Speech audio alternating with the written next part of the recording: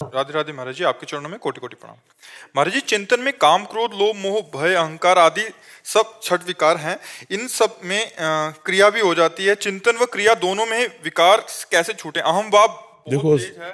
क्रिया पहले नहीं होती, पहले चिंतन होता है। जो चिंतन में हमें सुख देता है, काम या जो भी भोग, वो क्रिया में नहीं होता। आप देख लो, अगर क्रिया में होता तो क्रिया के बाद तृप्ति हो जानी चाहिए ना, फिर चिंतन होता है, फिर लगता है इस तरह से इसको ऐसे इस पदार्थ को भोगा जाए तो सुख मिलेगा। बस यही नाश का कारण है। ध्यायतो विषयान पुंसान संगास्तेषु उपजायते संगात संजायते कामः कामात् क्रोधो विजायते क्रोधात् भवति सम्मोहा सम्मोहा स्मृति विभ्रमा स्मृति भ्रंशात् बुद्धिनाशो बुद्धिनाशात् प्रणश्यति। जब हम विषयों का ध्यान करते हैं, चिंतन करते हैं, वो खाली समय हमने क्यों दिया? उस समय हमें नाम चिंतन करना चाहिए, भगवान का चिंतन करना चाहिए। तो जब भगवान के चिंतन के साथ गलत चिंतन चलता है तो गलत चिंतन नष्ट हो जाता है और भगवान का चिंतन विजयी होता है। और जब खाली बैठे हो तो विषय चिंतन होगा, विषय क्रिया होगी और वो दुर्गति प्रदान करेगी। त्रिविधम नरकस्येदम द्वारम नाशन मात्मन कामः क्रोधा तथा लोभा तस्मात् दैत्यम त्यजेत। ये तीन आत्मा का नाश करने वाले हैं, काम, क्रोध, लोभ। काम इनमें मुखिया है। काम की अपूर्ति में क्रोध होता है और काम की पूर्ति में लोभ होता है, और तीनों नरक पहुंचाने वाले हैं। इसलिए हमें निरंतरता बनानी है नाम जप की, कि हमारा मन खाली ही ना रहे। विषयों का चिंतन करने वाला मन बंधन का कारण है और भगवत चिंतन करने वाला मन मोक्ष का कारण है। राधा राधा राधा, राम राम राम, हरि हरि हरि, कृष्ण कृष्ण, नारायण शिव। जो नाम प्रिय हो आपको वो नाम निरंतर चलाओ। देखो अभी सब ठीक हो जाएगा। संसार के अंदर अपने आप आ जाता है। कोशिश नाम का करते हैं, संसार चलने लग जाता है। देखो आप समझो, जब हम प्रारंभ नाम जप करते हैं तो हमारे दो चिंतन होते हैं, एक भूत का चिंतन और एक भविष्य का चिंतन, बीती बातों का चिंतन या आगे होने वाली बातों का चिंतन। साथ में नाम जप कर रहा है, नाम जप उसको डिलीट करता जा रहा है। अनजाने में जैसे सीसी कैमरा सब कुछ कवर करता है, ऐसे ही हमारा मन पूरे भूत भविष्य की बातों को कवर करता रहता है। और जब हम नाम जप करते हैं तब वही सब बाहर निकलती हैं।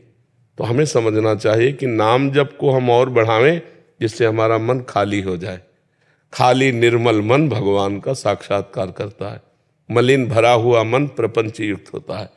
तो देखो, ऐसे देखो, बात कर रहे हो, कोई आपको विषय चिंतन नहीं, लेकिन अभी माला उठा के बैठो, अभी विषय चिंतन शुरू हो जाएगा। क्योंकि वो मन जो विषयों में लगा था और उसने विषय पकड़ रखे थे, अब वो खाली कर रहा है नाम। अब वो मंत्र जब से डिलीट हो रहा है तो आपको उत्साहित होना चाहिए, गंदगी निकल रही और खूब नाम जप करो, धीरे धीरे ठीक हो जाएगा। अरे 3 दोष ज्यादा हैं जी मेरे में। एक तो मेरे को अहंकार आता है जी। देखो, 6 दोषों में हर दोष सबके अंदर रहते हैं, काम, क्रोध, लोभ, मोह, मद, मत्सर। अब आप पकड़ पाए तो 3 को पकड़ पाए, हैं तो 6, और 6 के 66 है। 6 के और भी विस्तार है ना, उतना ही थोड़ी, वो तो पूरा परिवार आ जाएगा। एक आ जाए तो पूरा परिवार आ जाएगा। ईर्ष्या, द्वेष, नाना प्रकार की और भी बात। हमको मूल से उड़ाना है, उसको उड़ाने के लिए भगवान नाम जप है।